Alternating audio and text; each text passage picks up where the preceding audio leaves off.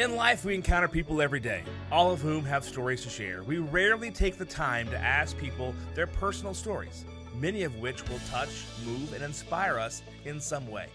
Matt has a passion for making authentic connections and learning about people from all walks of life. He has lived a life of giving back to the community and making a difference in people's lives. Are you ready to meet fascinating people and hear some inspiring stories?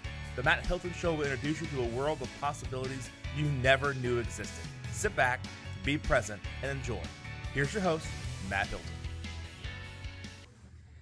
Hey everyone, welcome to the Matt Hilton Show. Thanks for tuning in today. If you're watching with YouTube, please like and subscribe to the channel and make a comment and maybe even share with your friends. If you're watching on Facebook or if you're listening through Apple Podcast or Spotify or whatever that may be, please like and subscribe to those as well. So today, my guest is Gene McGuire. Gene, welcome. Thank you. Yes, sir. It's good to be here. Yes, I'm excited about this. Yeah. Me as well. So we are going to be discussing parts of your life. Yeah, sure. I find your story to be fascinating. So just so y'all know, Gene is an accomplished author. He's a speaker. He's a chaplain. And he's also a wrongfully convicted individual. He was in prison for 35 years and was released in 2012. Yeah. So I want to talk about all of that within the time that I have with you today. Sure. So take us back to when the event happened. You were a sophomore, is that correct? I was a sophomore, 17 years old. Okay. And had a favorite cousin come from New Jersey to Pennsylvania, where I was living, northeast Pennsylvania. And Bobby was the guy, growing up. He was 7 years older than me. So we were all drinking at the table, and parents went to bed around 11. Around midnight, he says, I want to go shoot pool. And an older stepbrother and I wanted to go, and my parents said, no, you're too young. And of course, my stepbrother, he drove us there. I manipulated my way out the house and went out and drinking, and it was always an acceptable behavior at the family. You can drink, and even at a young age. And so went out, and while we were at the bar, 20 minutes shooting pool, having a good time, shots, and drunk and all that. And he turns, I'm gonna rob this bar, and we were like, no wait, he says to me, I'm gonna rob this bar. Okay. And we were like, like drunk and like, what are you talking? So I don't remember all the words, but the idea was, well, if you could do it, you do it by yourself. We're not gonna do it. We'll leave. We'll get in Sid's car, drive down the street, and you come back and do it, which was wrong. And I was complicit to that, but sure. I knew I wasn't gonna do it. I wasn't gonna do it. So you weren't gonna partake in the actual actual I was bar. not. But I actually walked up toward the bar and waited for him outside, and he never came out. He went in, and in my mind, I'm thinking he's gonna come out with some money, like you see on TV. Let's go. It didn't happen that way. So I walked up to the bar looking for him, and walked in. He had murdered the bartender. He stabbed the bartender to death behind the bar. No reason why we thought he would do that. Okay, so question: you're walking in. Yeah. And what are the other patrons? There's nobody else in there. It's midnight. Okay. Yeah, it's midnight, a little bit after midnight, and a small lakeside bar. Okay. No traffic at all. Kind of old road, and so there was no one in there. And he had murdered the owner. And so I always say, he had no right to take a life, and I had no right to agree in whether verbally or just being there, because I knew he was going to rob the bar. And now, was it just you and Bobby, or was there a smaller group? There was Sid. Sid was my stepbrother who drove us. He was 21. He drove us to the bar, and found some money. What happened? Okay. So well, yeah, he searched. He found some money and took off. Went to New York City. Sid had left in the middle of it all. He somehow got scared, or he just took his car and left. So we ended up taking the owner's car of the bar, found the keys, took the car, and then went to New York City. Ended up in New York City, walking the streets. My cousin said, hey, I have a plan. And I'm thinking, I knew I was in trouble. And the next day we sober up and on the television, and they had my cousin on the television, radio, and my parents on the radio. It It was really Kind of surreal almost, right? yeah. And a day and a half later, I turned myself in. I was arrested and charged with murder, conspiracy, and other crimes. That was part of that. The car theft. And my cousin, he turned himself in 10 days after that. And here he had been wanted in New Jersey for some crimes we didn't know about until later. Okay. So he was on the run, you know. Right. That's kind of why we think that he had nothing to lose. And he turned, and I was arrested, charged. I was charged with murder. So when you turned yourself in, Yes. like, were your parents with you? Did you just walk in by yourself? No, I was in New York City and up in the Spanish Harlem area and Port Authority. I got on a bus, and as I went back from New York to Pennsylvania, we made a stop, and the state police got on the bus, and they kind of sat next to me, you know, and I could tell, you know, the guy was kind of dressed nice and jeans and the shiny shoes, and I was like, and he said, are you G. McGuire? You turned, so I'm state police, Corporal Jordan, and so they escorted me back to Tunkhannock, Pennsylvania, where I was officially charged and placed in juvenile center. So I was in there I got in a public defender, and then 10 days later, my cousin turned himself in and said it was his idea, and I was along for the ride, and And then. So how do they know? So if it's a small like bar, how do they know your cousin? Great question, because I kind of passed over that when Sid left, my stepbrother who drove us there. He left. He had, I don't know. Obviously, he got on the phone at the neighbors. He went to the neighbor's house and he called the police. And he told the police what had happened. And so he knew that there was a murder? He knew, he knew. Okay. He was there up until the murder, and then he left, and then he called the police. Gotcha. So they had our names and stuff like that, and that's what they're looking for us. But we were able to get to New York City.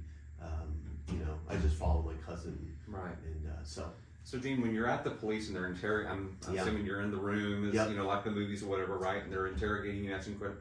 Like, did you just say, "Yeah, it was my cousin"? Like, yes, I did. I gave a statement. My mother joined us because I didn't have an attorney at the time, and so my mother, she just said, "Gene, tell the truth," And so I just gave a statement to the state police, and they said, "Stand up, you're under arrest."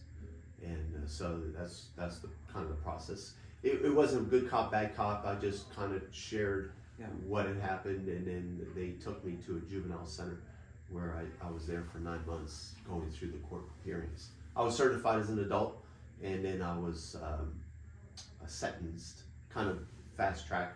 I had an attorney, public defender. He said the best thing you can do is plead guilty to murder. You can be out in 10 years, 10, 11, 12 years. And I thought, man, I can't imagine being 21. And so I just felt bad. I really felt bad. I felt guilty. I always felt like, why didn't I say no, we're not going to do this, or leave? And I didn't either. And it was my favorite cousin. I look back now, and I can relate to the idea that Bobby was the guy, that we all loved and cared about, and he treated my mom like gold, and he always came to the rescue when we had problems. So I was by the council, I pled guilty 3 months into my arrest, and then I sat for 6 months until sentencing, and I was sentenced to life without parole. Now, is that normal? That seems very. Yes, a man's life was taken. You did not participate. Yeah, it wouldn't be discovered for years and years that what had happened with my public defender counseling me to plead guilty, and why I would plead guilty, and the penalty was not the same. So it was discovered that he had lied to me, and that he pled me into an illegal plea agreement, which wouldn't have been discovered for years. And was that the basis for your release? Yes. Okay. All right. And so I was sentenced, and I went to. What was going through your head? I just got to ask you, when was it a jury or a judge? It was this judge. So when the judge sentenced you, like in my mind, I'm kind of numb. I hear that life without parole for your natural life. I have no idea what that really means. I would find out soon. I'm still thinking 10 years because he said 10 years. And so I was like, okay, I'll work real hard on my behavior and rehabilitate, whatever it takes to get out of prison. And when I turned 18 the next day, and I was transported to the adult facility in a place called Camp Hill, Pennsylvania. And I started my sentence there, and that's where it was rude awakening. I learned that life, you'll die. So one of the guys that was a lifer, he said, "Young buck, you're not getting out in 10. You're gonna die, and here like the rest of us, you'll go out in a box in ashes." So I got on the phone, called my attorney, my public defender, and I gave him, I said, "Hey, I want to go back to court." I said, "I got the worst penalty there is, and I don't think that's fair, And he gave me a reason why not to. And I just remember hanging up the phone in defeat, intimidated, and I went back to my cell and I said, "Okay, I'm just gonna do my time." There's one avenue that I learned pretty quickly. It's called commutation through the Board of Pardons and the governor. It's a rare political scene, and it's a plea of mercy. It's based on merit, and you can file, after 12, 13, 14 years. So that was my, that was my, that was an avenue that I was thinking of during the next few years. Okay, Gene, let's do this, let's kind of get a plan together, and just go for that. And so. Okay, so you're now, I guess, 18 by this point. I started my sentence there at the adult at 18. Went through my fights, went through the whole prison's violent. You go through everybody's going to test you, intimidate you. Once you fight and establish, you kind of get on track, and So did you find your little group that you hung out with, and that protected you? You protected, is that how it works? You kind of. That's a good question. You go in because I don't know anybody. I have no idea who anybody. I don't know these guys, and a lot of them are adults, and so I go in there and you kind of you find the guys that are trying to use you, trying to abuse you, everything from sexual to money to whatever it is. Right. And so you kind of find your way through who's real, who's genuine. Say, hey, Gene, don't hang with that guy. That guy's bad news. So you find out who your crew is, so it took a little bit. Like I said, I went through my first fights and all that. Once you start working and you go to school, you start seeing who is doing positive stuff, and you kind of latch onto them. So you work and you went to school while you were there. Yeah, I got a GED, which is equivalent to a diplomacy high school. We did some college coursework while I was in prison. You pay your way. Okay. Professor would come in and went through programs, AA, NA, Narcotics Anonymous, Alcohol Anonymous, trying to figure out how at 17 I ended up with, like I said. Now I knew there was a crime. I knew it, but I'm thinking what made me make those choices, and all my friends went on to college, football, scholarships, and they were getting married. Yeah, they're getting married. Life goes on, right? And there I was. So about 6 years into my incarceration, kind of got old and tiring of the same old routine and eating the same food, getting up the same hour, going to bed at 9 o'clock, locked in a cell. And I started looking for something to mask the pain and shame and guilt of. I made homemade wine, could make some good homemade wine, would get some yeast from the kitchen, potatoes, and just go at it, and so that would be a weekend thing. We'd get drunk and party and watch football or go out in the yard and lift weights, whatever it was. And then it turned to some weed. It turned to how does weed get into a jail or into a prison? Yeah, same way that everything else is, through visitations, through staff members bringing it. You pay them, you can pay officers.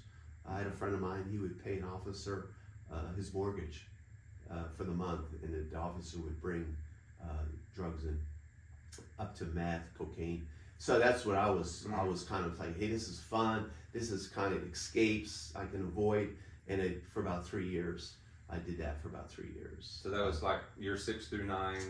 Something like that. About 9, 10 years, and then the gal that was bringing the drugs in got a random search, and out from her bra comes this little baggie of drugs, and she gets arrested, and there's nothing in the institution, and so I'm just kind of like, man, I was kind of, I never considered myself an addict, but I definitely depended on getting high to escape, but I was an athlete. I worked out. I played football in the prison, softball, those things. And I was kind of disappointed, you know, and I was like, so somebody was bold enough to come up to me and said, hey, why don't you come to church with us? I was like, church? I was like, church? Oh, come on, man, not church. Right. You know, and I went. And here, kind of the backstory was, there was 30 churches for about 6 months in the Harrisburg area who had been getting together, praying, and trying to figure out how they can literally invade the state correction facility at Camp Hill to share the gospel. And, you know, and so they had a plan, and little did I had no idea. And I wanted to walk over to this chapel service on Friday night. I walk in and it's packed, and there's like 100 men from the outside community, you know, just like ours, just like us. And they had the tethers, and they had the, you know, around their neck, and they were volunteers. And I walked into this prison chapel. It was about 200 inmates and about 100 men, and I heard the gospel. I heard that message of the gospel. There was singing, there was testimonies, teen challenge, and when I heard that Jesus died on the cross for our sins, buried, rose again, and ascended to heaven, and sends the Holy Spirit to live a powerful, you know, witnessing life on earth. And he said, real men make commitments. And I thought, man, he must be speaking right to me. But I didn't make a commitment Friday night. I went back Saturday. Something drew me back Saturday, heard the same message, met some guys that were from the outside community. Yeah. They shared their story with me. And I remember after the message, the gospel, the pastor said, real men make commitments. Real men make commitments. And I thought, man, I've never made a commitment to anything. And when it did, it got tough. I quit. Then I apologized and, you know, go back to school, go back to work, whatever. Friendships, relationships. And at this time in my life, 10 years, about 9.5 years into my sentence, I had like pushed everybody away. And if you couldn't serve my purpose, I really had no need for you. And that's how selfish and how dark I was. And so I go back on Sunday morning, and I hear the message again that Jesus died. Now I'm thinking, okay, I always believed that. You know, I grew up in a Catholic family. I always believed that Jesus was the Savior of the world. I didn't know him, and so now it was the point where, okay, I believe that, but now I'm starting to feel like he did it for me. Now I'm like, I'm kind of a mess, you know? I'm sitting in church, I'm nervous, and I want to go up front, and I have nothing going for myself, even though, you know, I'm hustling, I'm selling drugs, I got some money, I got some reputation, but in light of what the pastor was telling me, I was like a big zero in a way, you know, I was like nothing. So I did go up front, and I went up front, and I didn't care who saw me. I just went up, knelt down, and they prayed with me. And I remember just asking Christ to come in my life, and then chains broke off me, like this weight came off me. And the guy said, you have a Bible? He said, read your Bible. So I would go back to start reading my Bible, and I just became a student of the Bible. And I realized, for my belief is Jesus is the greatest leader in the world, still influencing people, you know, worldwide, and after 2,000 years. So I said, I want to learn everything I can about Jesus, and that's what I did. I just spent my days in the Bible reading and studying, and then. So you did that? Yeah. From 10 years in until my release 25 years later. 25 years later. So did you, I guess, did you minister to other people, other inmates? I mean, what did you do during that 25-year period? So one of my thing was, I would get up in the morning, and I would literally just pray. You know, I learned how to pray. I learned, you know, how to effectively read the Bible. You know, you just don't page through it and just, here. You know, so I'd read chapter 1, 2, 3, 4, 5. But I would always pray, God, I want to do your will more than my will. Because I realized my way was a mess. So I really did. I wasn't smart enough, wasn't wise enough to lead myself. So I needed a Savior. So that's what I would do. And then whatever I learned, I would share with others. And so. Who would listen? Yeah. And one of the things I learned, somebody asked me one time, I never thought about, did you get a lot of pushback in the prison for being a Christian? And I said, no, I can't relate to that. I just knew this, that I was going to be the most genuine person I can be, most authentic, because we all been around hypocrites, right? The word hypocrite. I'm not going to church because there's hypocrite. Yeah. And I never wanted to be that stumbling block. I never wanted to be that guy that got in the way of your walk or someone else's walk. So I would purposely, intently study the word and apply it to my life. And once I applied it to my life, then I would teach it to others. And I realized a ministry was being birthed right there in the prison. And so guys would come over and say, Gene, can you share some way to teach us? We would do a Bible study, you know, and could you bring a Bible study? So, you know, I realized in the prison, men fail in areas of authority, money, and women. Those three areas affect all men in life, but mainly in the prison system. So I, you know, learn about God, what God says about money, what God says about women, and what God says about authority. And authority is a big issue in the prison. Sure, you know, so. Sure. So as we fast forward 25 years, so how long did the process take for you? Was it just a call and, hey, come back to court one day, or like what happened there? Yeah, so I had been turned down by the governor 5 times. So you made your first commutation 11 years. Request. Okay. Turned 11. down 12, turned down 17, turned down. Fast going through this. Right. Yeah. Learning as I went, gaining support, a resume, building my resume. Okay. In a sense that, you know, accomplished, because that whole commutation process is based on merit. What have you done? What are you gonna do? Who's supporting you? Is there a limit to how many times you can apply? About every year, every 2 years. Okay. And I didn't say I'm gonna wait 5 years, but it seems like there was a 5-year period between. So at 17, denied, 22 denied, and then I waited. And when I had 30 years in, I waited 2.5 years later, they said no. So at this point, I go back to my cell, and I learned to really say thank you, which is crazy, because there's a Bible verse in Thessalonians 5:18 to give thanks to God in all circumstances, for this is the will of God, Christ concerning us. So I was like, okay, I'm going to put God's word to the test of my life and say thank you. And I had made a habit of saying thank you for my denial, because I knew, God, your will for my life. Did it hurt? Yeah. Did I feel rejection? Yeah. Was I kind of broken? Yeah. But my word, thank you to God for denial, opened up a couple things. One, I felt like he drew near, because he loves a grateful heart. And the other issue was it broke any area of feeling sorry for myself. Yeah. You know, woe is me. I heard something the other day, Gene, that somebody said that rejection is not failure, it's a redirection. I like that. Right? Yeah. So rejection is a redirection. It's a redirection, yeah. And to another door that may be opened, or something else that may be, you know, happening, or that the plan is for your life, right? Yeah. But you don't see at the moment. Sure. And you think, oh, it's a rejection, but it's really just a redirection. Yeah. And my heart was really, I want to do God's will. God, wherever your will is, that's where I want to be. You know, I had a friend of mine in prison. He was in and out. And he's the one, he said, you know where the best place to be at in life? I said, where? And I'm thinking everywhere, right? Hawaii, you know? Yeah. And he says, in God's will. I was like, man. So those things really made impact. I was invested in. While I was in prison, I had people from the outside community visiting me, you know, and so I was preparing each day to be influential in the prison system. So the last 2.5 years. Yeah. So my 2.5 years. So when I got denied in 2010, 2 months later, I got a legal mail.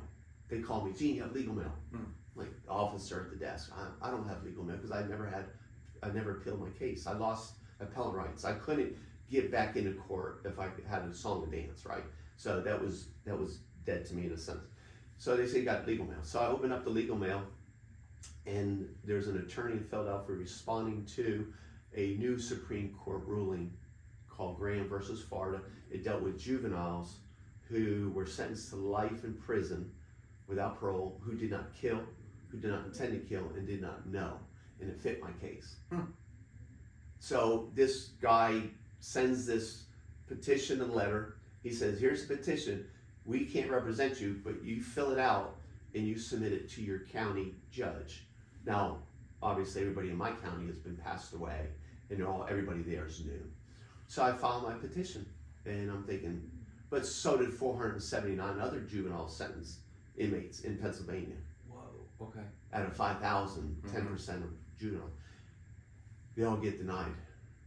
I'm telling you, I had friends that did 40 years and they were getting denied. And I thought, man, so I filed mine last minute. And, cause I'm like, I just believe God's gonna do something. So I filed and it's granted. I get the letter opened up, I'm nervous, I'm shaking, and the judge says, I'm gonna hear your case. So that starts the process. Okay. And it takes 20 months through the process. But in that process, they had discovered my original attorney who passed away, young guy. He represented me. It was his first murder case. Okay.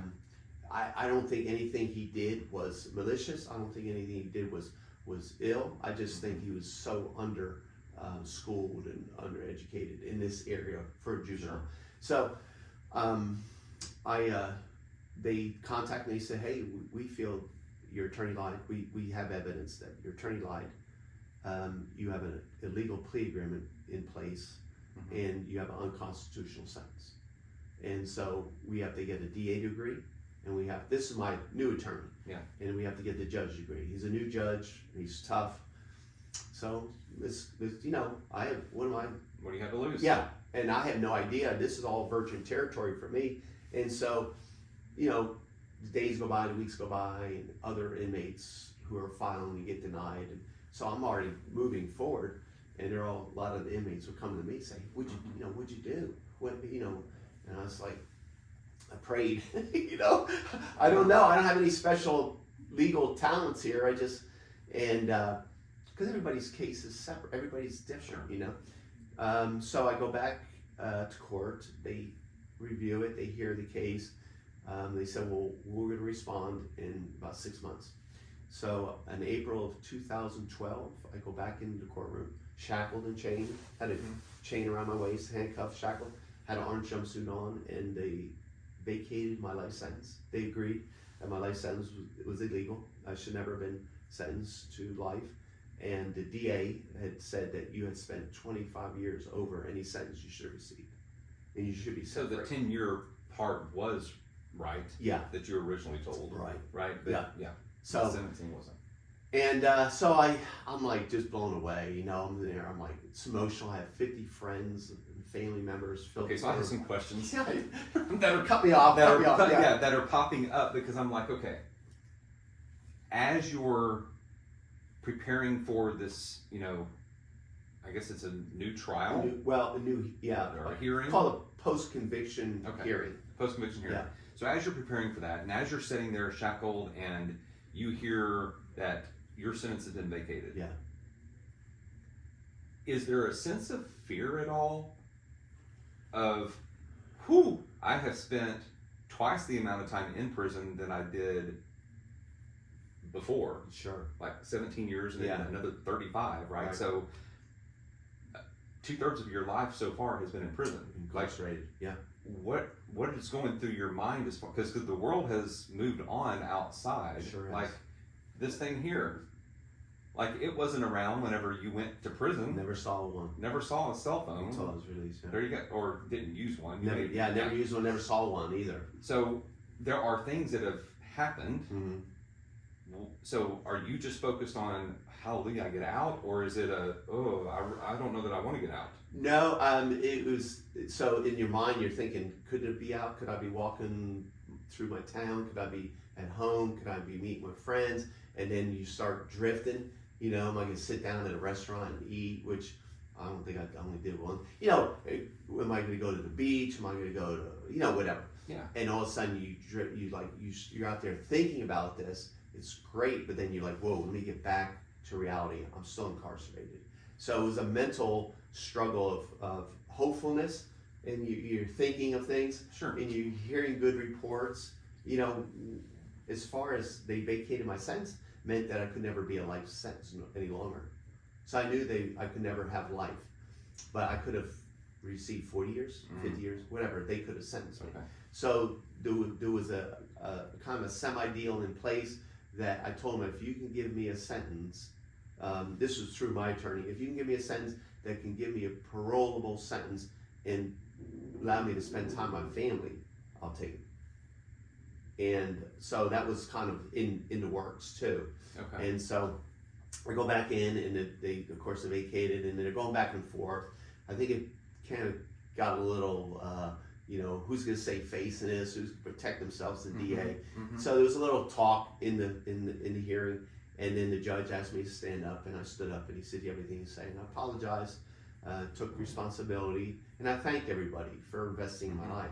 I realized I'm the investment of one, Jesus, who died for me and gave me eternal life, and I knew that. And then there was other men like Larry Titus and Rob Meyer who visited me for 25 years and supported me, prayed with me.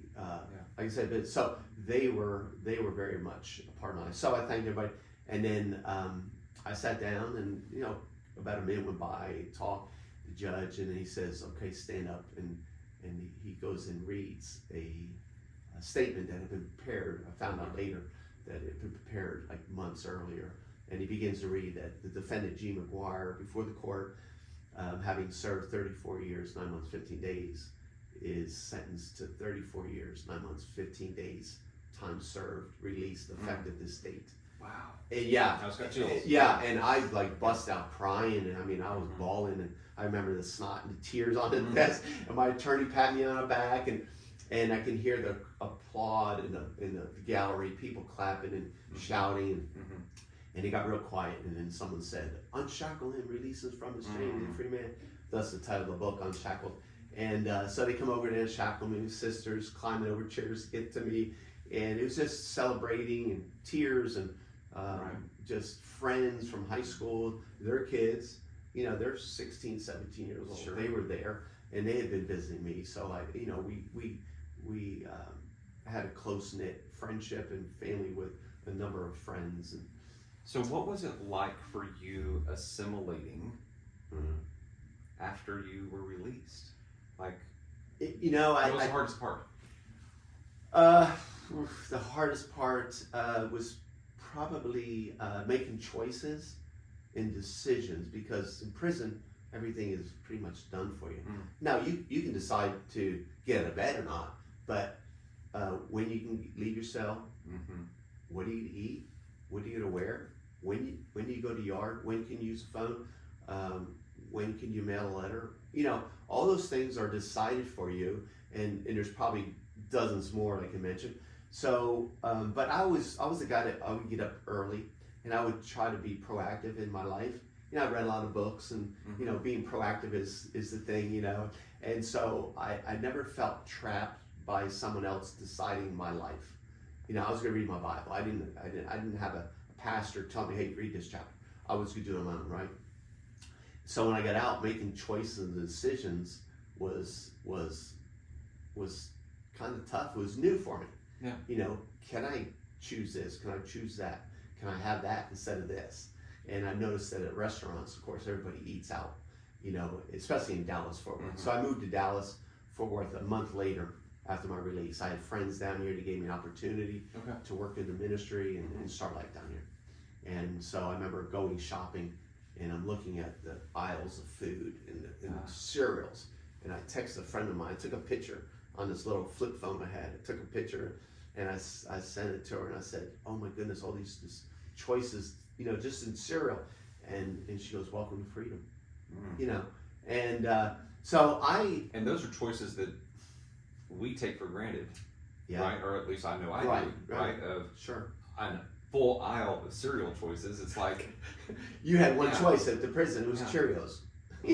So we ate Cheerios for dozens of years, and that was the thing. So that technology, using phones. I remember when I got out, the day I got out, moments after they released me, they escorted me to took the chains off, and they gave me some clothes, and they said, "Gene, go change. Mary, take your brother home." So I'm like messed up, emotional, but I'm excited because I knew I just felt like God was doing this, and that I had a plan. I knew what I was going to do,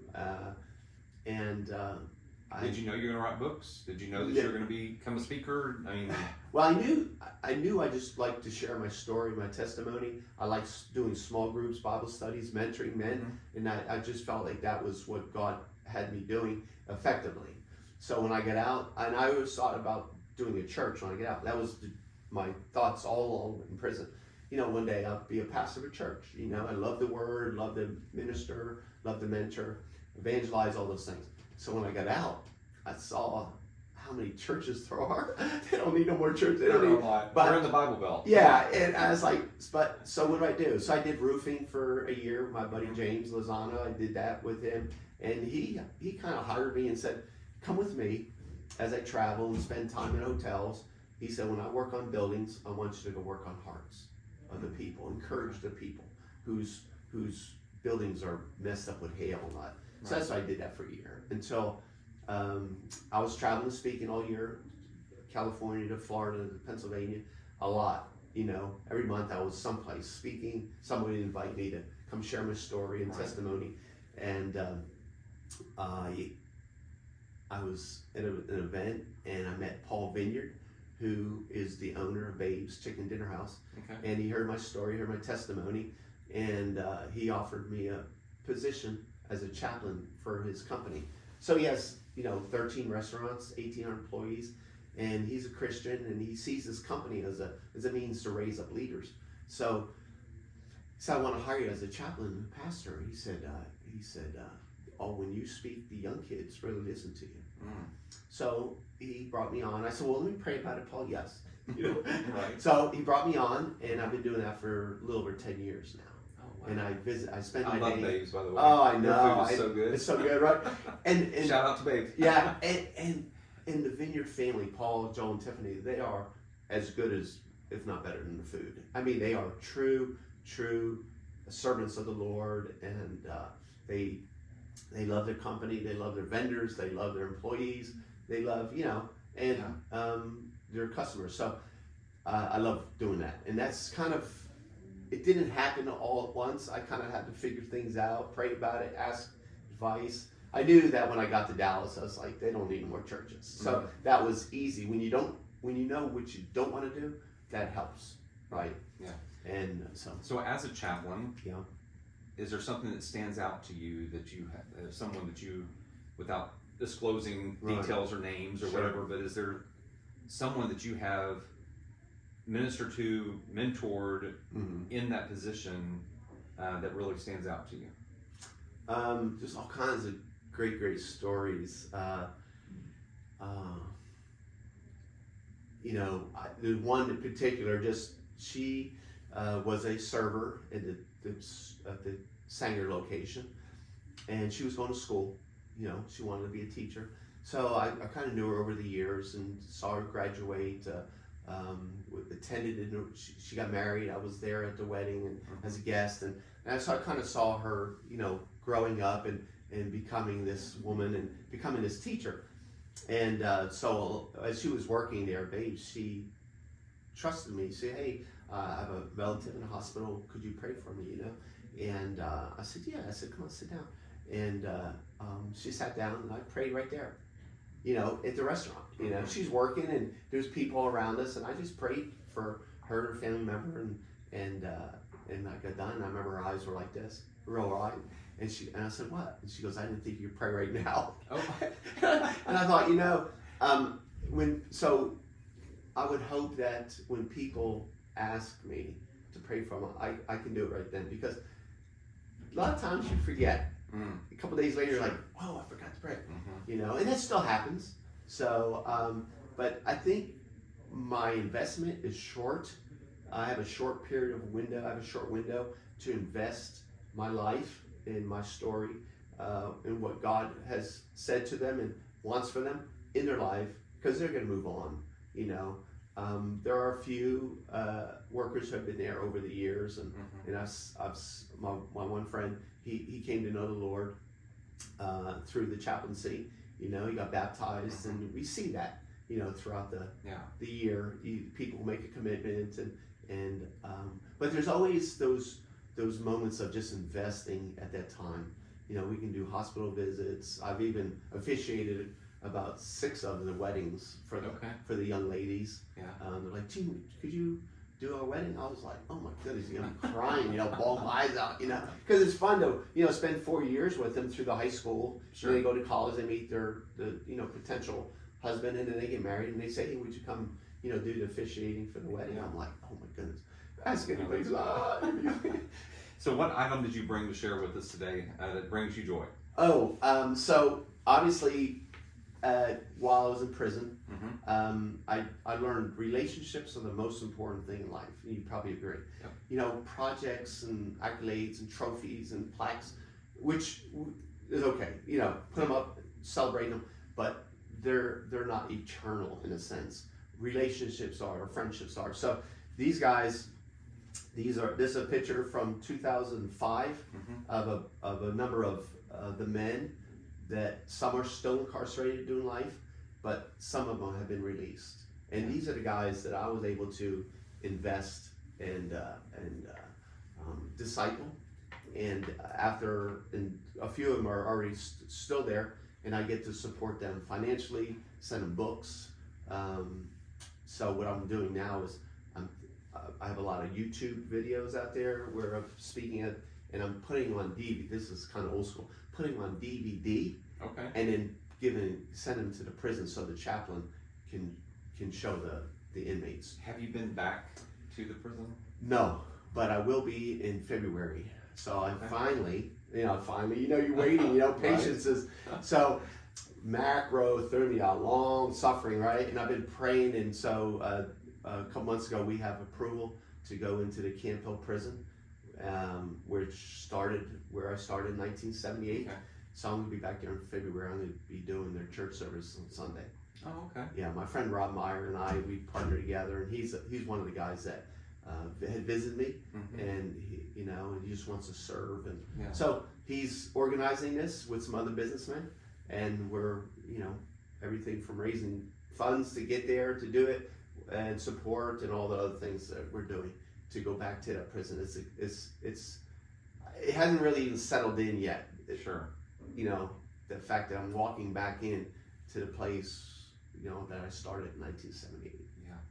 So that's going to be interesting. Yeah, and I want to follow up. There's a few people there that I know that's still there. So you've written a couple of books. You're a motivational speaker. So if someone from our audience wants to contact you or to order, is there a website that they can go to? They can, GeneMcGuire.org. Okay. Yeah. GeneMcGuire.org. And that's McGuire, and it will be on the video when I post it. My book is available at all the Babes locations. Okay. So they've chosen to that's great. Partner with me and help sell the book. Yeah. The book is also on Amazon and my website. Fantastic. Yeah. Well, as we wrap up here, I've got 3 questions to ask you. Okay. And they're questions from the time when I had a nonprofit and I would help grant dreams to people. Sure. Because people felt a dream as they became adults. All right. As kids, we dream all the time, but Yeah. when we hit a certain age or somebody tells us we can't do something, then dreams go away. So, with that premise, there's 3 pillars. 1, who is a person that's living that you would like to meet? I would really love to meet Donald Trump. Okay. Yeah. Donald Trump. Yeah, Donald Trump. Okay. Second one, where is a place that you would like to go? Anywhere in the world? I've been to Israel. I would say tour Europe. A tour of Europe. Yeah. Okay. Yeah. No, you just in that area, the history, Italy and Rome and all the friends go and they send me pictures. I'm like, oh my goodness, the historical. Yeah. Yeah. And then, is there an experience that you want to have, like go to a Cowboys game on Thanksgiving Day, or jump out of a perfectly good airplane? Or is there an experience that you haven't had that you? Yeah, I would love to be married. Okay. I would love to be married. I'm not married. Okay. He's available. Yeah, and I would love to. I'd love to meet somebody. Fall in love, engagement, and I pray about it. So I think that would be. I think it'd be amazing. Really would. So. Yeah. Wow. Our time is up, my friend. Thank you all for tuning in. I hope you enjoyed the conversation as much as I did. Again, this is Gene McGuire. And please like and subscribe to the channel. Share this episode on your page and with others. And tune in next week as we have another fascinating person with an inspiring story. Take care, y'all. Bye.